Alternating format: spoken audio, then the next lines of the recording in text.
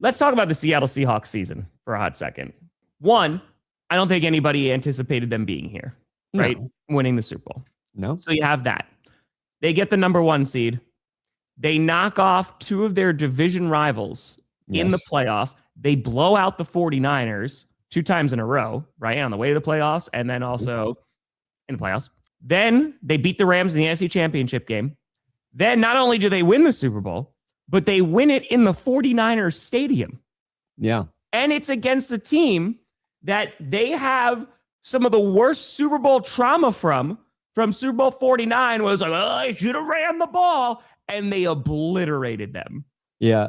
This Hawks fans has to probably be one of the most vindicating / like healing seasons that they've ever gone through. To knock off your division rivals and then knock off the Patriots 11 years later in the Super Bowl.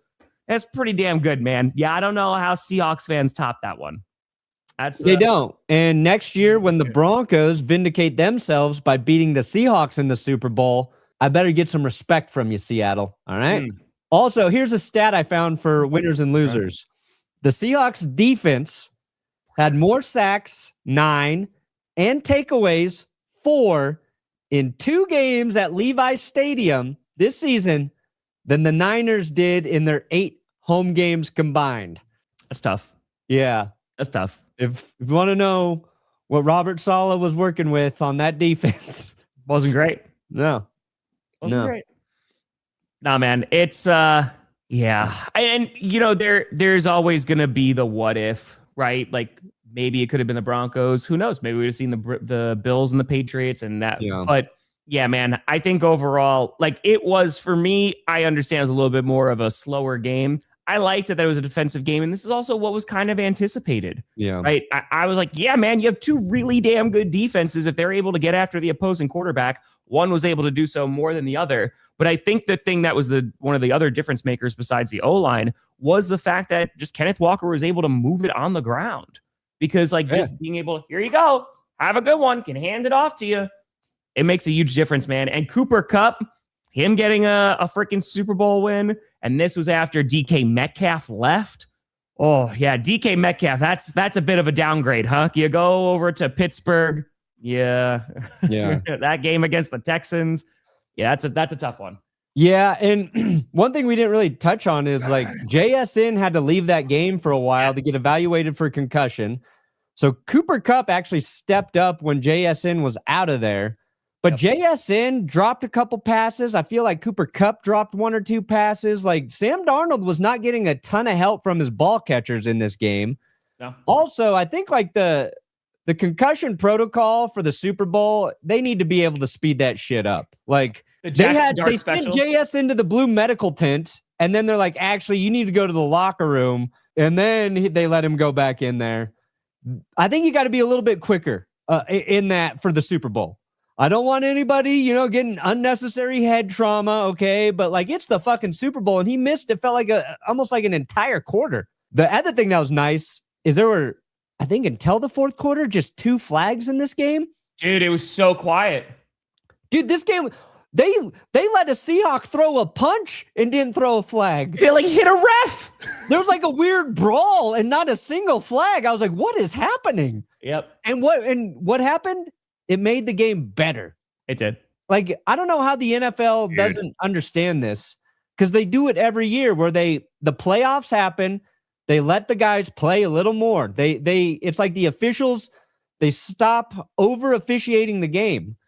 And this season specifically, it's just resulted in better football. And why they don't take that same approach through the course of the regular season, I just don't understand. Because it was funny, because by the end of the night, people were like, wait, why is that not a flag? Like, we're calling 4 flags. But yeah, I mean, it was very nice that it was so quiet. And Ben, this is a great point. Holy cow. Michael Dixon, the punter for Seattle, sensational night, especially when it was an incredibly close game. He had some really good freaking kicks last night. Like, we're talking about that special teams. And yeah, like Shaheed, didn't make a huge marker on this game, but Myers, perfect, right? They need him. And also their punting unit was perfect. It was, we talked so much about special teams, and it was never Myers. It was never the kickers. It was Shaheed and Marcus Jones, but it, turned out to be the kicker and punter. And if you're talking about them as MVPs. Yeah. I mean, you look forward now. What the fuck is this? No, I don't. Bad head injury takes? You're wrong. It's just because Perna has had some bad head You're injuries. wrong. Just because I can't remember my takes doesn't mean they're bad. Well, go back and look at all the fucking concussion videos we did. Saying I want a faster concussion protocol in the Super Bowl means I like head injuries all of a sudden? You fucks. Come on. Perna's like, it's the end of the season. I specifically said, I don't want this to mean that JSN has a head injury. I say that took forever. And they let him back you want in the Jackson Dart special. He was fine. And if I'm a player, I want to go back into the Super Bowl quickly. All right? I'll put words in my mouth. Well, Roshan, you're gonna get that. I mean, like it's gonna happen. I mean, the Patriots, because the narrative heading into this game was like, oh man, like the Seahawks are gonna destroy them.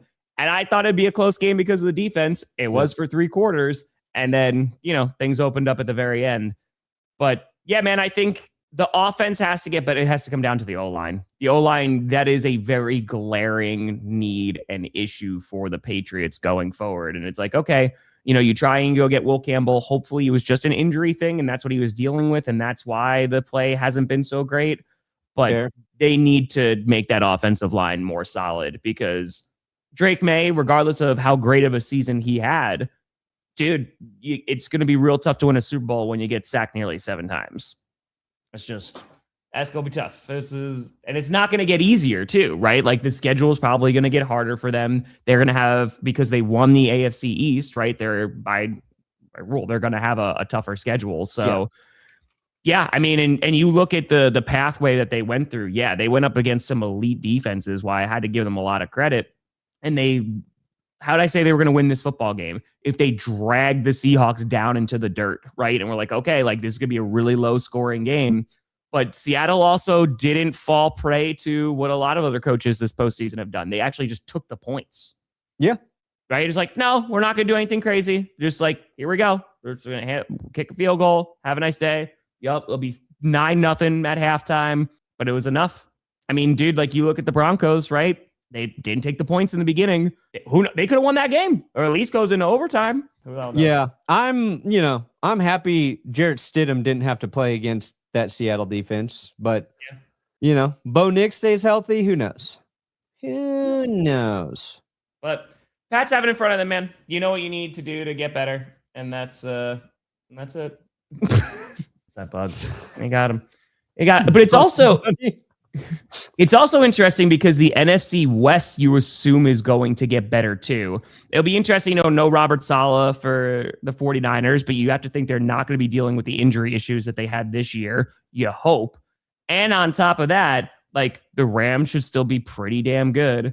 So the NFC West is going to be entertaining. And then there's the Cardinals, which pew, pew, pew, pew, pew. Hey, that's my defensive coordinator. You shut your mouth. That's it. We got that fire in our gut. We got fire. How many of you drove here?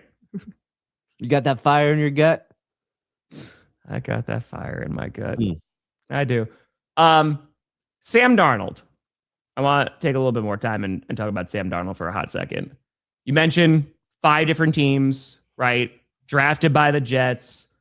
I hope that man feels so vindicated, because good God, the amount of crap that Sam Darnold has been given, and you rightfully said, right, dude, he had turnovers this season, especially early on, right, where it was not looking that great, and it was like, oh, okay, this is going to be tough. But having that support around him, whether it's the blocking, whether it's the run game, whether it's a really good defense, that's what makes this a team sport, right? And before, you had those couple of touchdowns, like Sam Darnold wasn't like lighting it up on the stat sheet, but dude, he played really good football, and he avoided sacks. He didn't turn the ball over, and now he's a Super Bowl champ. That's such a good story. Like, that's such a feel-good story of like, damn, man, tossed aside by the Jets. He couldn't produce there. But, oh, man, it seems like when you support a player and actually build around them to their strengths, they could potentially do well. Yeah. Crazy. And Sam Darnold was not good in New York. Like, No. when they moved on from him, nobody was like, oh, yeah, they need to keep this guy. What are they doing? It was like, oh, this guy's a bust. Because he did not play well. But we know for sure now that's the New York Jets are not a team any player should want to be drafted for at this point. No fucking way. You can win defensive rookie of the year and offensive rookie of the year for the New York Jets, and you are still going to be screwed forever. The team that really whiffed is the Vikings, and we can't get a clear answer there, right? They fired their general manager. Yep. They're like, Kevin O'Connell wanted him the whole time, and then there are reports like, well, no, Kevin O'Connell was ready to move on from him, and then they lost Daniel Jones as well, and then they were like, oh, wait, hold on. So, like, multiple teams passed on Darnold. Darnold spent a year with the 49ers. I think that probably benefited him quite a bit. Took all the pressure off, let him just learn a bunch of shit. The Vikings, though, they saw him play really well, and they had already drafted J.J. McCarthy. So that's the one that stings. But yeah, it's a great story. Anybody who's counted out and then they come back and prove us wrong, like that's my favorite shit. I love to think of players not good, and then oh yeah, he just won a Super Bowl. Yeah. But also to give the Vikings some credit, right? I agree. This Gonzalez was a baller, man. He's so freaking good. To give them some credit, right? Like they took a shot on Sam Darnold and like you saw how good he could be. Yeah. Right. And like got to give KOC some credit while their offensive line did fall apart, in those last two games and, they just got beat. I don't know if you are crowning the Minnesota Vikings if Sam Darnold stays. Because no, but they would have been a playoff team. But they're probably a playoff team. They would have been in the dance. Yeah. They would have had a shot. Yeah. And I think their defense came up pretty strong late in the season. So I think they could have made number one, man. They could have made a run, Minnesota. Yeah. They also had Clint Kubiak in Minnesota, by the way. There you go. Pero Bo Nix is especial con great play. The Broncos would have had J.K. Dobbins in the Super Bowl too. He would have been ready to go. He would have been the Super Bowl MVP. I'm curious now on your take in the AFC, right? The AFC, weird ass year. Sure. For the AFC. I would say that, right? Chiefs weren't there, Ravens weren't there, Bengals weren't there. So you got some new teams, that were in the playoffs. Yeah. Do you feel more or less confident after watching the Patriots lose in the Super Bowl of like, okay, like we are close to that spot? Obviously, you go to the AFC Championship, you don't play with Bo Nix, that makes a huge difference. Do you have like that same level of confidence? Because okay. I feel like this was their window to get there. This was a very nice window to get there, and it's going to be really hard to get back to that championship game. I think the Broncos are going to be good, and I think they're going to take some swings in free agency this year because they're off the dead cap hit. So we'll see, after that in the draft. But and it's hard. I don't think the Bengals are going to be like a contender. I think they'll be better, but like I think Joe Burrow is just destined to die in Cincinnati. I think the Chiefs will be more competitive next year. I do think they'll be better next year. But I think like a team like the Ravens, they bring in Jesse Minter. So the Chargers should be getting better too. The Chargers can have a healthy O-line. Yeah, I think the AFC playoff picture could look wildly different next season. So I can see that. And I think Denver's going to be very good. I think they're going to be very competitive. Yeah. But the Broncos, like if they want to get back there, they're going to have to learn to have a lot more success on offense consistently through the course of a game. There were so many of their victories that were they were one-score victories, right? They were too close. They need to be able to go in and against a good team kind of assert their dominance. And that's what I'm going to want. That's what I'm going to want to see from the Broncos in 2026 when I relearn how to speak.